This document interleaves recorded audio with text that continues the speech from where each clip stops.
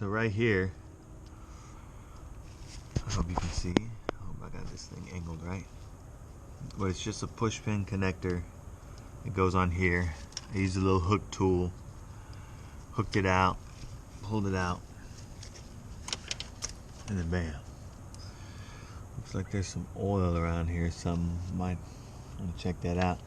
And then you got a ground right here. This is very important that this ground, that you put it back in.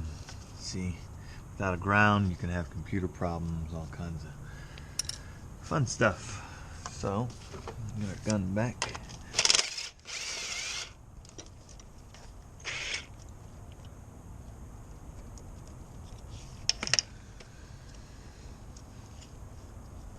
I'll just leave this with the bracket.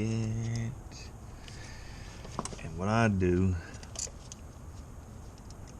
I put it back on the plenum here, just so I won't forget it. But where it goes, definitely a ground.